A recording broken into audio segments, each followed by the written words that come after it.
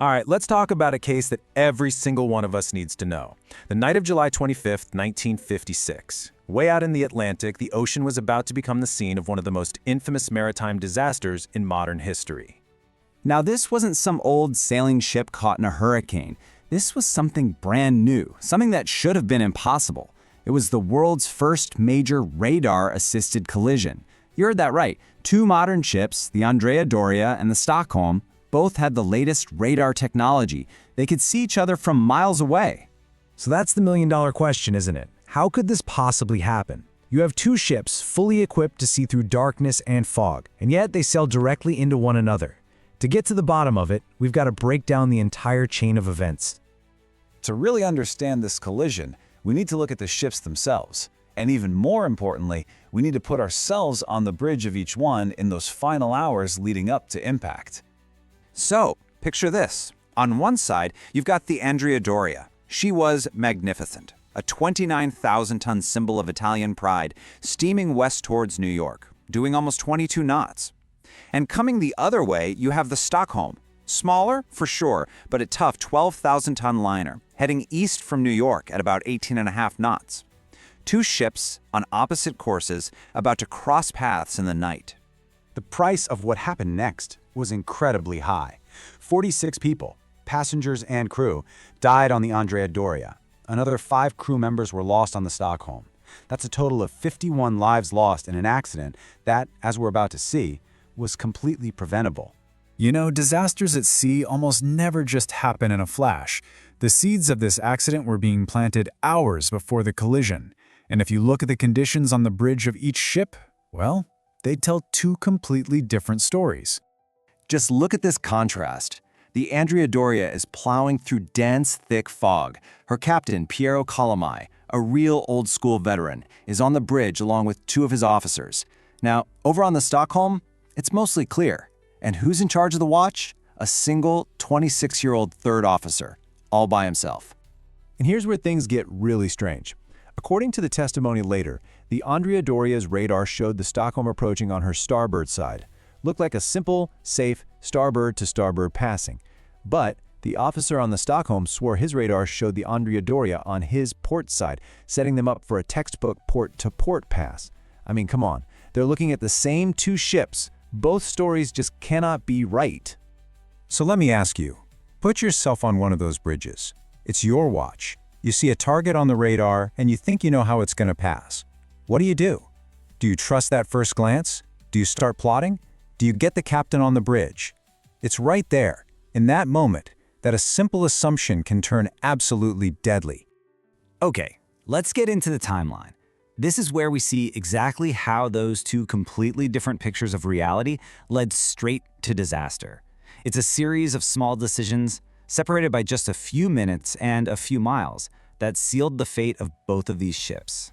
So at 10:45 p.m., the Doria picks up the Stockholm on radar, 17 miles out. Seems routine. Fast forward to 11:05 p.m. They're now just over 4 miles apart. Captain Colomai, convinced the Stockholm will pass safely to starboard, orders a tiny 4-degree turn to port, just to give a little more room. But 4 minutes later, the Stockholm's officer, who's expecting a port-to-port pass, makes a big, decisive turn to starboard. And just 2 minutes after that, at 11:11 p.m., they hit. This reconstruction shows the awful truth. The Doria's small turn to port and the Stockholm's big turn to starboard were the worst possible moves they could have made. In those last 2 minutes, instead of opening up space, they turned directly into each other's path. They were locked in. In the investigation that followed, you had 2 totally conflicting stories from the officers on watch. But there was another witness in the room. One that couldn't lie, couldn't get confused, and couldn't misremember. The hard data from the ships themselves. Look, human memory, especially under that kind of stress, it's not always reliable.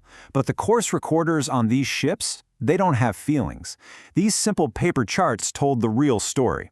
They traced every single turn, every course correction, giving an objective record of what actually went down that night.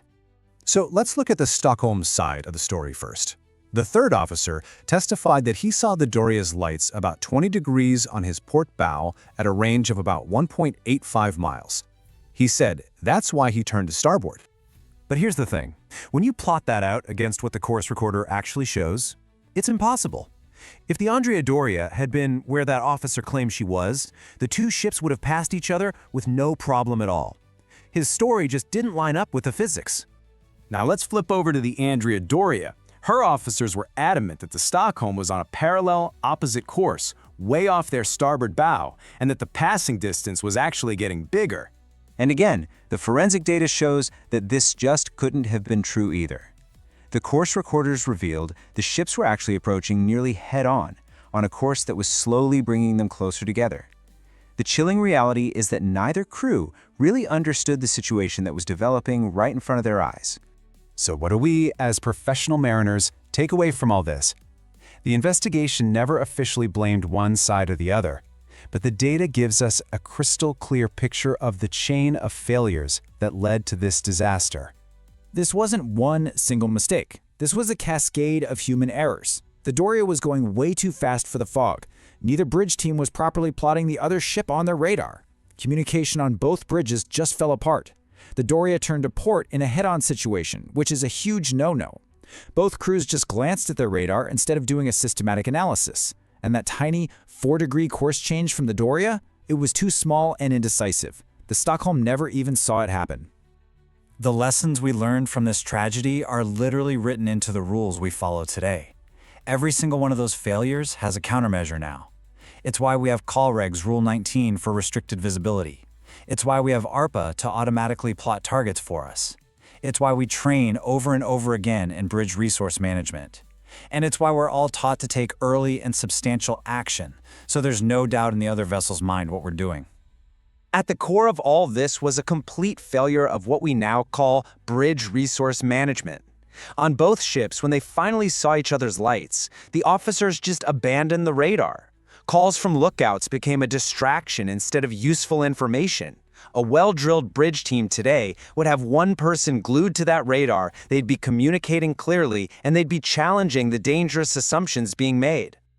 The story of the Andrea Doria isn't just some old tale from the history books. It is a powerful, gut-wrenching reminder that technology alone does not prevent accidents.